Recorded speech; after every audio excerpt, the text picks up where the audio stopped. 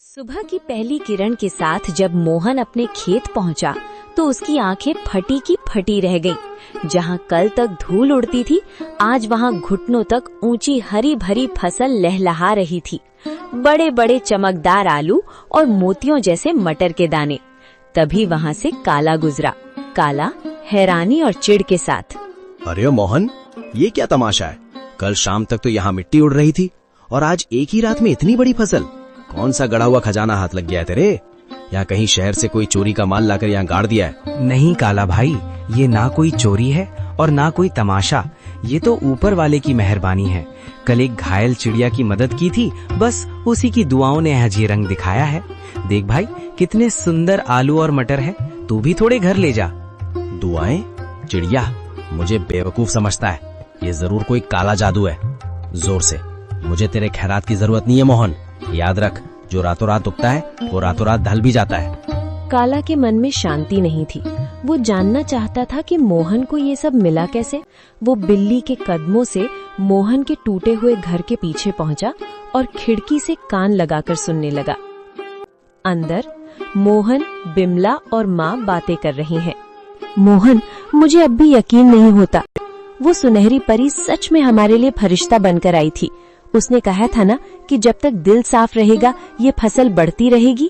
हाँ बिमला, उसने उसी बरगद के पेड़ के पास दर्शन दिए थे जहाँ से मैं रोते हुए लौट रहा था। वो दिव्य प्रकाश, वो ममता भरी आंखें, मैं कभी नहीं भूल सकता। काला भाई को शक हो रहा था, पर उसे कैसे समझाऊं कि ये सब दया का फल है। काला खिड़की के बाहर बुदबुदाते हुए, अच्छा तो ये बात है। बरगद का पेड़, परी और सुनहरी पोटली। अगर उस भीख मंगे मोहन को परी मिल सकती है तो मैं तो उससे कहीं ज्यादा चालाक हूँ। मैं भी कल उसी पेड़ के पास जाऊंगा और उस परी से सब कुछ छीन लूंगा। काला सुबह सुबह उसी बरगद के पेड़ के नीचे पहुंच गया। उसने एक जाल बिछाया और एक चिड़िया के आने का इंतजार करने लगा। उसने सोचा कि वो किसी चिड़िया को घायल करेगा और फिर उसकी मदद का नाटक करेगा। कहाँ है वो परी? ओ चिड़िया, बाहर निकल। देख, मैं तेरे लिए कितने दाने लाया हूँ। बस एक बार मेरे सामने आ जा और मुझे वो मखमली पोटली दे दे।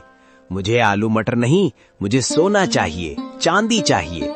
मैं उस मोहन से बड़ा आदमी बनना चाहता हूँ। काला घंटों चिल्लाता रहा।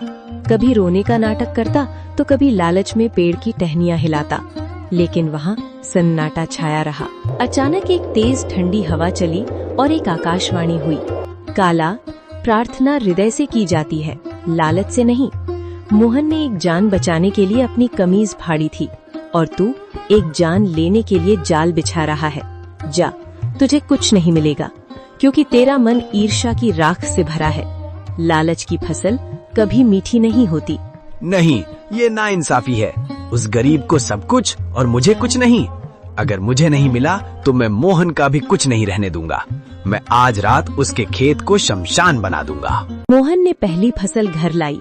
बिमला ने जब आलू और मटर की सब्जी बनाई तो उसकी खुशबू पूरे गांव में फैल गई।